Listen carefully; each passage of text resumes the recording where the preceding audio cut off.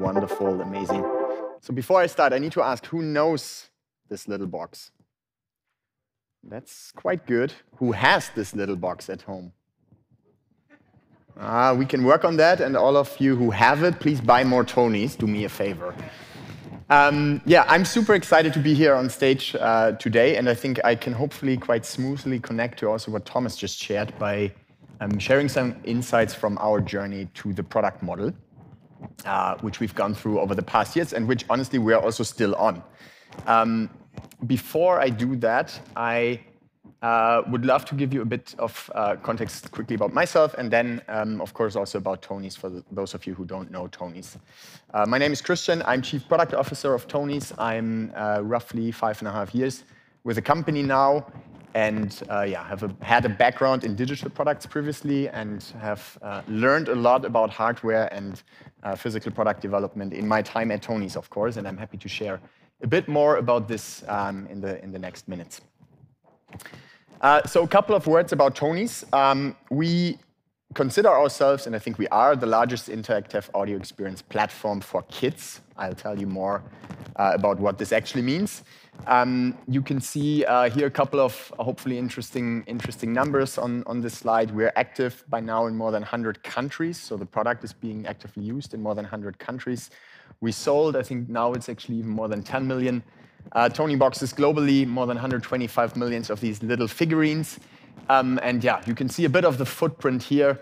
We're actually quite excited about where all over the globe our product is being used today.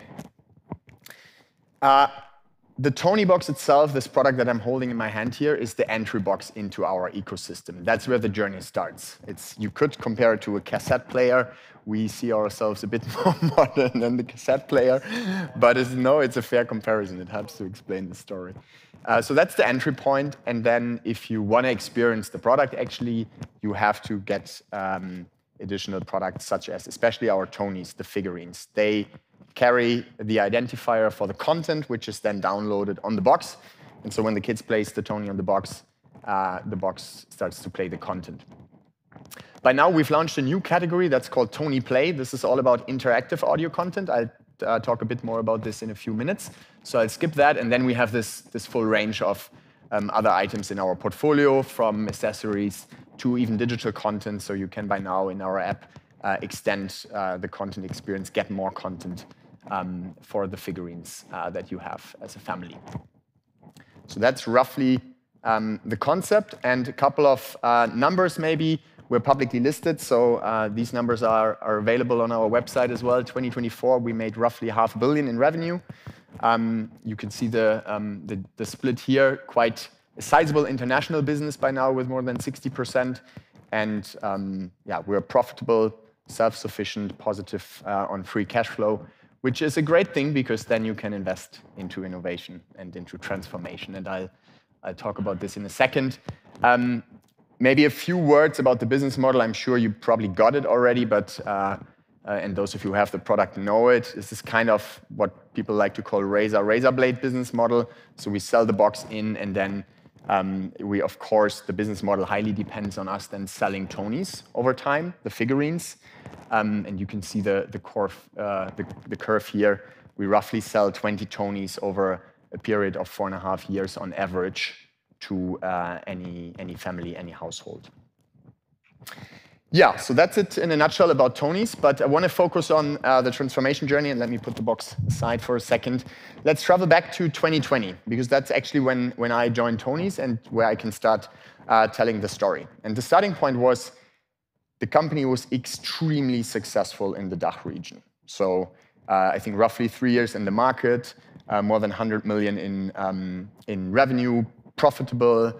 The funny thing, or the interesting thing for me, coming more from a digital background, was extremely strong retail business. At that time, 90–95% came from retail business, which was surprising because, of course, you create an account when you get the box and so on. So there is the touch point, the digital touch point to customers theoretically there, but at this point, it was a bit under-leveraged. There were new shareholders that came into the company, and they luckily had strong growth plans. One is through D2C channel expansion, of course, so building up a real e-com business.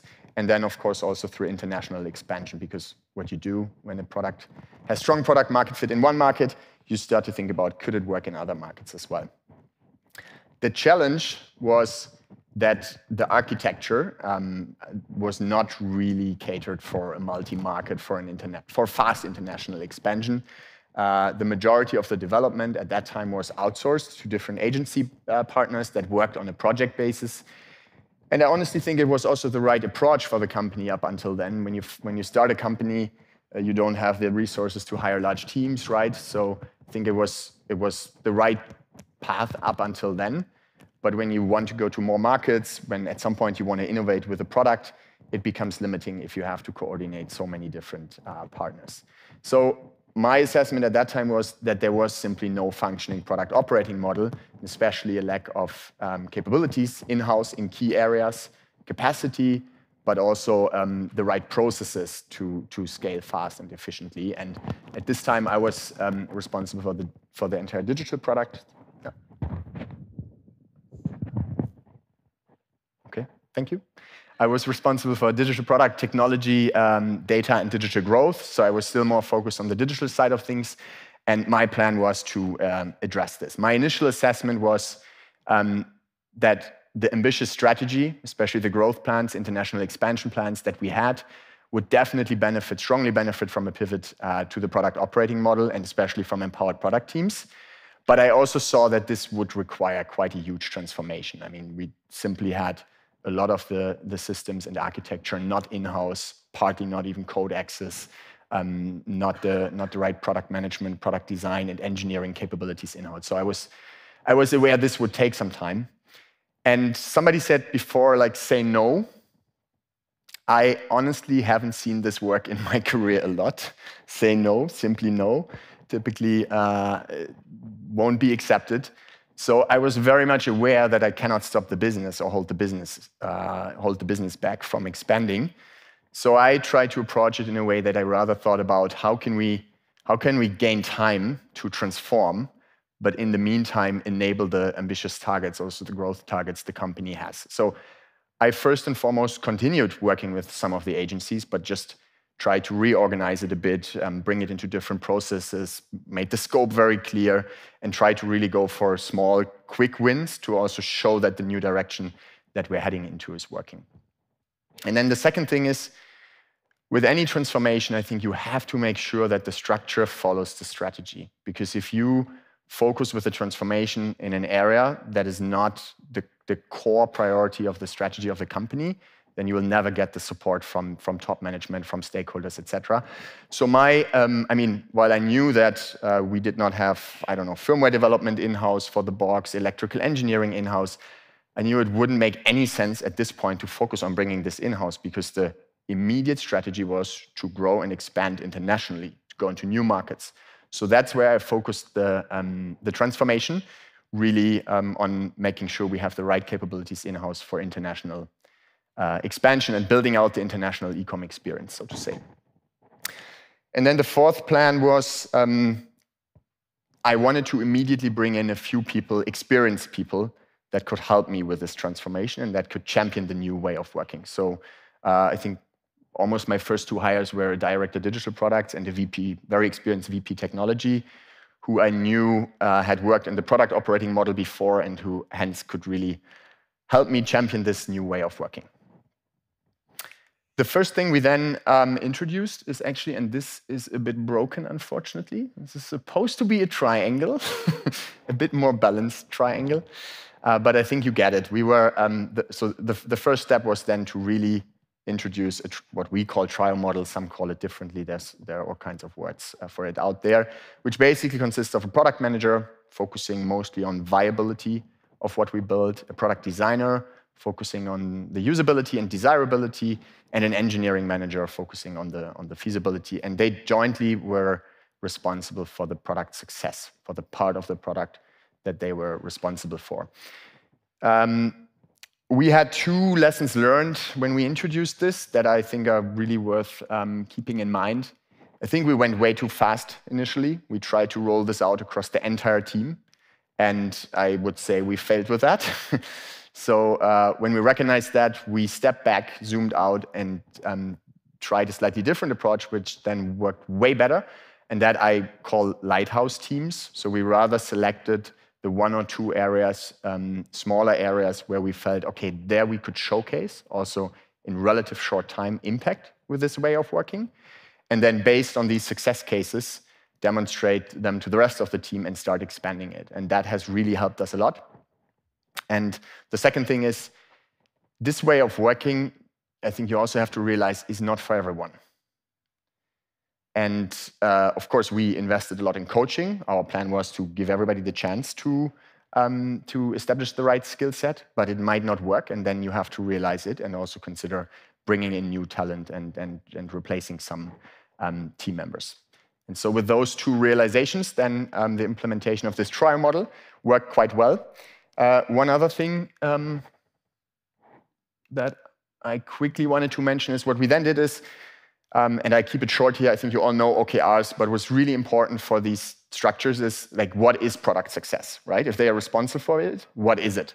So we introduced OKRs as goal-setting methodology, and it has worked quite well at that time for us. By now, honestly, we've moved beyond OKRs. We have something that is even more simple, which I think is great. But any kind of goal-setting system is really helpful, because then you can define together with the team what success means in which time frame. One other thing that helped us a lot is realize certain pressure moments and use those for change. So 2 examples that we had are the 2 that I brought here. We wanted to launch in France and wanted to bring the French online shop online, of course. But the challenge was that, as I said before, the infrastructure was not really suited for that. So, and we had quite an ambitious timeline. So we used that to really accelerate the change and bring the required capability in-house, and also migrate then the architecture, which was not scalable enough before. The other one, that was then a few years more down the road. We were in a situation where one of our suppliers significantly cut down on components, on a critical component, which actually forced us to redesign a lot of the interior of the box. And again, here, that was the moment for us to realize, okay, it's about time to have electronics and firmware capability in-house. So we immediately went ahead and hired teams in-house, and then built this new iteration of the hardware inside in-house. So it's something I can really recommend. Realize when you have these pressure moments and use them to accelerate change. The next step for us was to move to what we call mission teams. So we were initially using a platform structure that's quite common and standard in I think many companies. So we had a web team, website team, we had an app team, we had a backend team. We wanted to move to something that is closer to the customer and to the customer experience. And so what we implemented is what we call cross-platform mission teams. A Discover team that is basically responsible for guiding the customer to the next best activity or action on the website, in the app. A Collect team, we call it Collect, because we think you do not simply buy or shop our products, you rather collect them, but it's all about the e-commerce. The Control team, which is then the IoT experience in the app and in the web for the box, so if you want to set up the box, etc. And the Create team, which is all around the digital content experience. And these teams had cross-platform responsibilities, so they are working in the app and on the website, and that helps us also to ensure a consistent customer experience across those 2. And what helped us a lot, like also small recommendation, we implemented something that we call team contracts. And in those team contracts, we really clearly, and together with the team, it's very important, defined the mission, the goals, the responsibilities, and again, success metrics that they could own and drive to show impact. I keep this short here in light of time, but it worked quite well. That's the nutshell of this slide. And based on the success of this transformation, we then decided we want to move further. We want to build, as a company, a holistic product team. So at this time previously, I was just responsible for the digital experience. And we then made the decision to basically build a unified product team to really unite the customer experience. We didn't want to ship org structures with digital and physical sitting next to each other. So we united this and decided that we would have to go through a similar transformation now in this physical area. Now, physical products was also new to me. I think that's the last bullet here. I'll take this ahead. I had to onboard myself to a lot of new things, new domains, new industry dynamics, and got a lot of support from coaches, external coaches, sparring partners, experts in the industry, because I knew I had also knowledge gaps. I knew how to approach this transformation, but the industry dynamics of physical products, electronics, toy are very special, and I wanted to learn them as fast as possible. And then physical products in general are, I think it's a pretty obvious statement, very different to software products because they involve a physical supply chain, including sourcing, manufacturing, logistics, and most challenging, inventory. The digital product you can, of course, sell as much as you want because there's no inventory. If you don't get the inventory right, you can develop the coolest product, you make no revenue, right? So this is a very, very different dynamic and requires also a different way of developing products.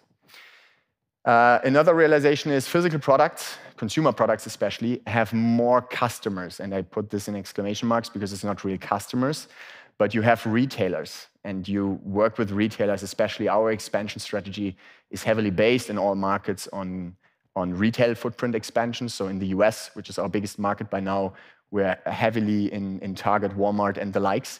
And they, of course, have their ideas what they want. And this might not always follow a clear customer problem, and then you identify the solution, but they also have solutions in mind that they would just like to have. So that requires slightly different way of working and managing these external partners and customers.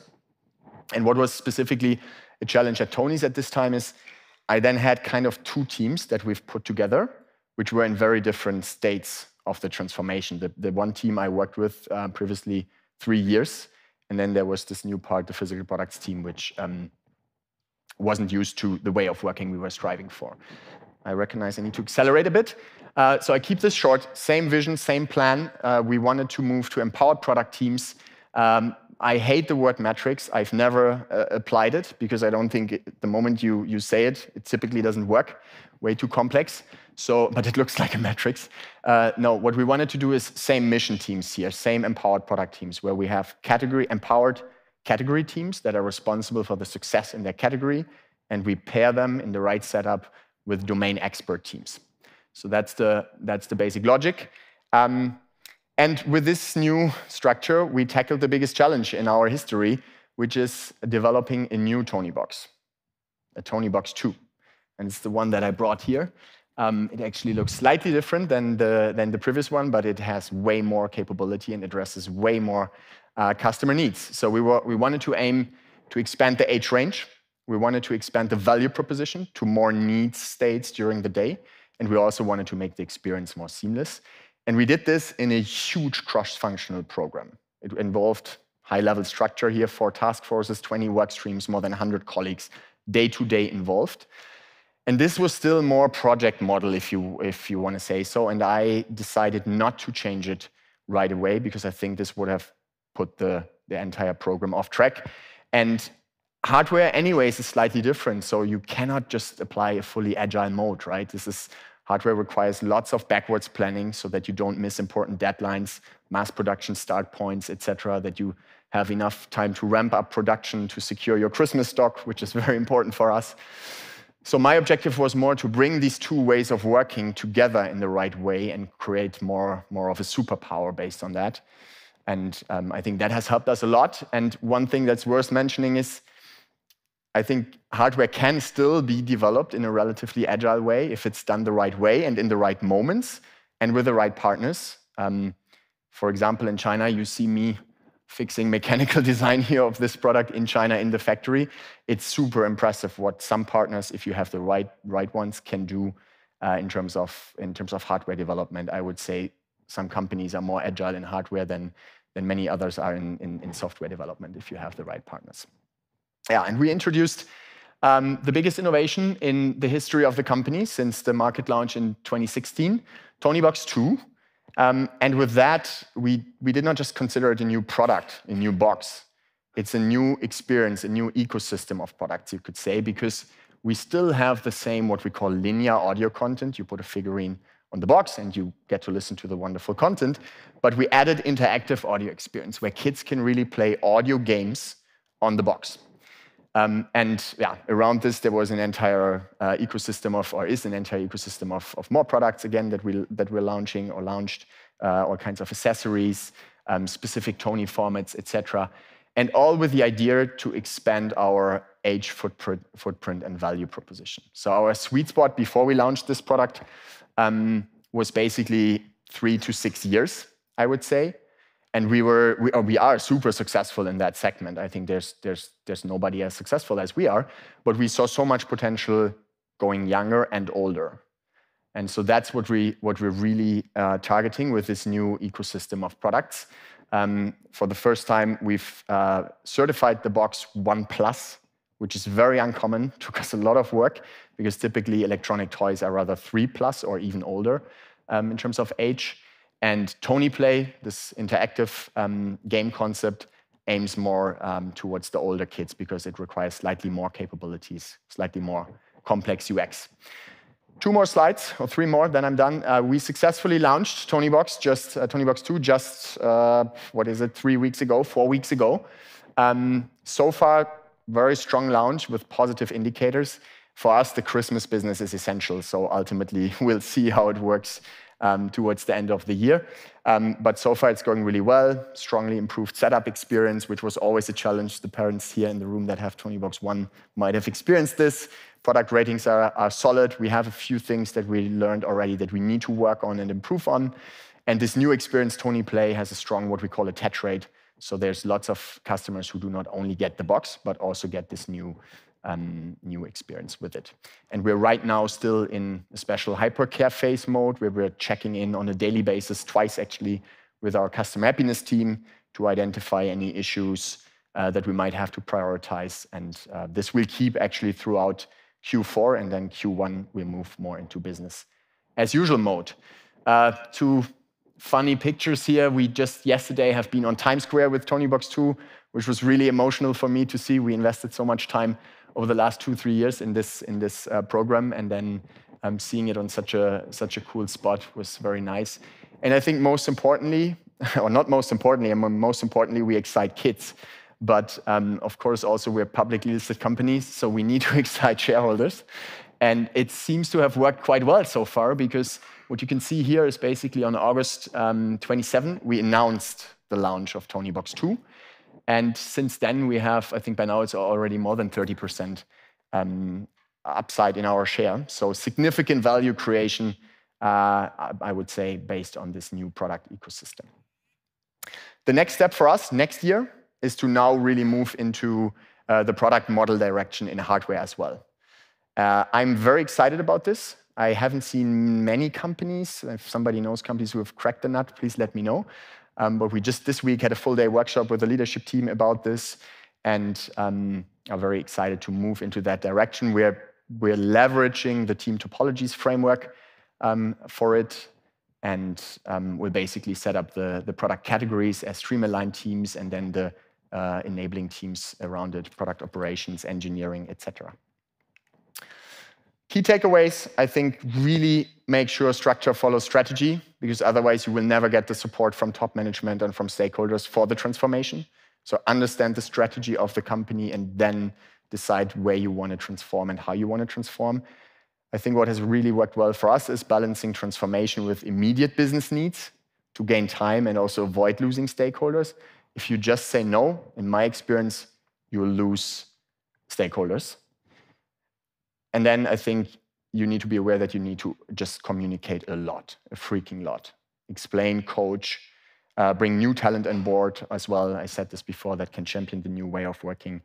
And rather go small and iterate. Don't try to aim for the big transformation right away. Demonstrate results quickly and take time. For us, I mean, we are on this journey now for more than 5 years. I'm 5 years with the company and we're still not yet done. So I think be prepared that it will take a lot of time. Thank you so much for listening.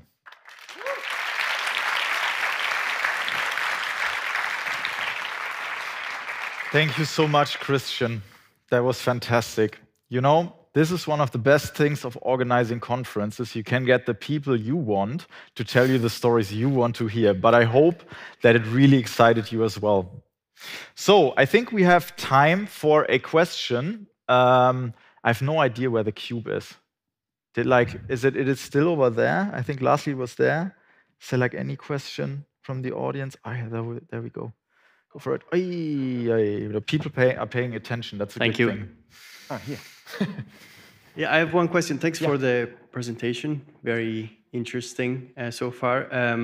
Considering the progress of generative AI, are you planning to bring more audio content production in-house as well? We have a beautiful question, thank you. Of course, we're a content company in a way, so AI is super relevant for us. We've actually done already a couple of customer-facing tests also with AI-generated content, where parents and kids can generate their own stories in our app and then bring them on the box. We have already quite a large own content share of our business. We have several very strong franchises. Actually, some of our strongest selling franchises are our own. Sleepy Friends is one of them, bedtime content for kids. Just recently launched Lalalinos, which is more of an adventure franchise. So we have quite a lot. We do not yet leverage that much AI. I mean, we do leverage it in internal processes, script generation. We do leverage it in the game development.